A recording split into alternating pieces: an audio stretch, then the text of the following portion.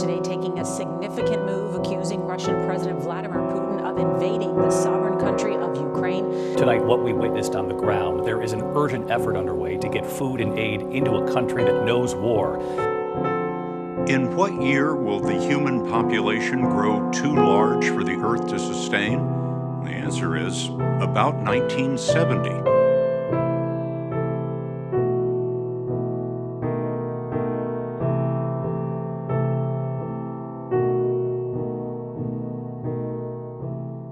My name is Misty McPhee. I teach in environmental studies and biology. My area of expertise and research is actually wildlife conservation and behavior, endangered species conservation, but I also have a very passionate interest in sustainable food, sustainable agriculture, and our food system. So every so often I teach a course in that as well. So I know that in America, we produce way more food than we ever use, and we still have people going hungry. Like there's food shortages every day across the world. Where do you think that the disconnect is? There are two big things that popped into my head when you said that. One is food waste, right? That we waste unbelievable amounts of food on a regular basis. And so we actually generate way more food, as I think you just said. Like we generate way more food than we need, but we still have a lot of food insecurity. And so that's food waste, right? It's food that restaurants are throwing away, grocery stores are throwing away, people throw away, right? And you throw away a tomato that went rotten in your refrigerator. Not only are you throwing away food that could have been eaten, but you're throwing away all the fossil fuels that went into generating that tomato. I mean, if you grew it in your own backyard, then there's no big deal, right? Your tomato goes back into the ground and generates and makes more tomatoes basically in the cycle. But if you bought that at Pick and Save and it's been shipped up from Mexico, right, you are throwing away not only food, but everything that went into that. And that's a lot, right? All the energy that went into that tomato. And so not only are we robbing people of food by throwing all our food away, but we are impacting the climate, we're impacting the planet in lots of ways. So food waste is the biggest problem. Just we, again, throw away way more food than, I don't remember the numbers off the top of my head. I could look them up, but it's pretty astounding. And then the other thing is that you think about the Midwest as being the Corn Belt, right? This is where we grow. We're the farming world. This is where we grow all this food. And what happens is we think about corn, for example, since we're surrounded by it here. Corn, the largest use of corn is biofuels. The second largest use of corn is feeding cows. And so of the corn that's grown in the United States, I think it's, again, I should have done my homework and reminded myself of numbers, but I think it's like 2% of the corn crops that are grown in the United States are actually used to feed people. Wow. And think about the space, again, think about the fossil fuels, think about the land disruption, carbon, release, like all of this from industrial corn production, and it doesn't even go to feed us. So it's just astounding that if we were to shift kind of how we think about and use food and grow food and distribute food, that I think a lot of these problems would go away. I mean, one of the biggest places to find food deserts and food insecure people is in rural farming communities. That is the weirdest thing ever, right? It used to be that a farmer grew everything, a family could be self-sufficient living on their farm. And now farms are monoculture corn or maybe CAFO dairy, but that doesn't feed the family who lives on the farm.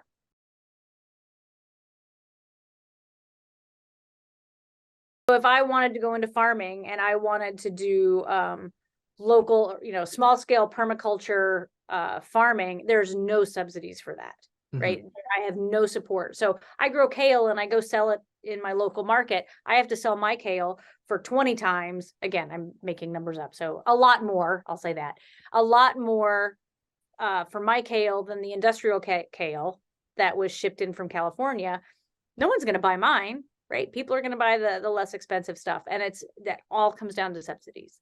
So subsidies have a huge, huge impact on where we put our resources in terms of farming, what it costs the consumer, and therefore what consumers buy.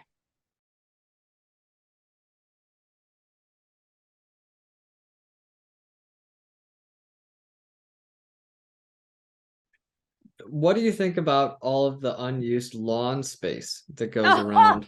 Wait, did someone prompt you to ask me this? No, nobody asked me. Oh my God, because that is you just hit my hot button. Oh, lawns. Ugh, lawns. Okay. Lawns are a monoculture, right? If we think of monocultures as being corn, a lawn is a monoculture. It is maintained with fossil fuels, pesticides, fertilizers, these kinds of things, and mowing. That's in most cases fossil fuel based as well. And it has no diversity whatsoever. It is not a reservoir for any sort of biodiversity. So it's a barren landscape that is maintained by fossil fuels. And so if you think about lawns and agriculture, in fact, at least industrial agriculture, the way we do it, we are fighting nature with everything we have, right? Nature wants to go and be beautiful, crazy and wild and all over the place. It is not contained. And we are throwing fossil fuels into a system specifically to contain it.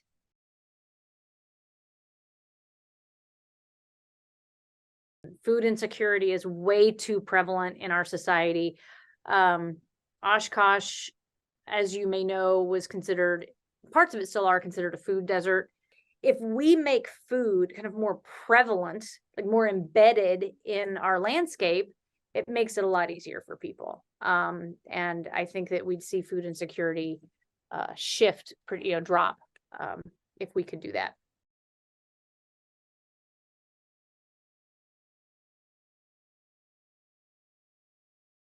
All right, so why don't you give us like your name and your position here, just a quick introduction. Yep, my name's Brian Warzinski, Assistant Dining Director for the campus of UW Oshkosh. So what are some of your daily tasks that you do?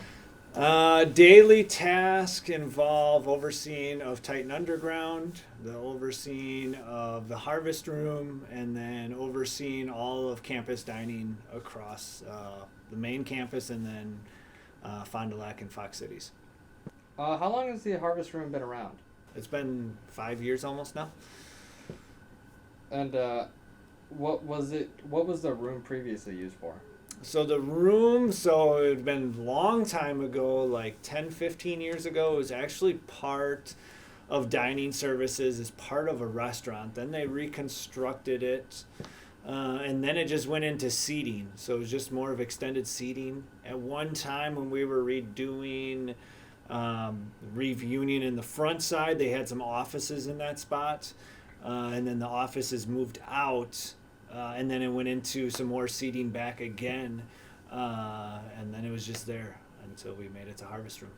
So it either gets used in Reeve, or if they say, sometimes it happens where all of a sudden a lot of the lettuce will be all of a sudden ripe at the right time. So then they'll ship some to Blackhawk, but it's either majority of it, I'd say 70% is at Reeve, and then 30% at Blackhawk. Well, would you say that the harvest room makes at least Reeve self-sufficient for greens? Yes, they only, I think, carry spinach now, but majority of it, 70-80%, is from the harvest room.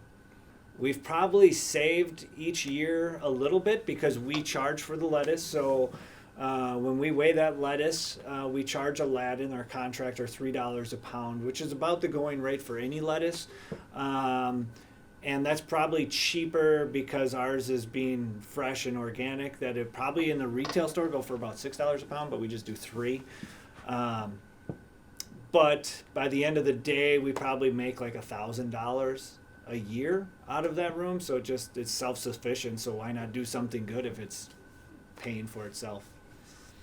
Missy just told us last week, because we submitted for the ACUI award for Initiative for Sustainability, and the harvest room just won the award for the ACUI this year as well. Why don't you tell me a little bit about that? So ACUI is for unions all across America, about just showing off what we're doing. So they have different awards, from that to programming to staff. So we submitted our spiel about Harvest Room this year, and it won for sustainability practice.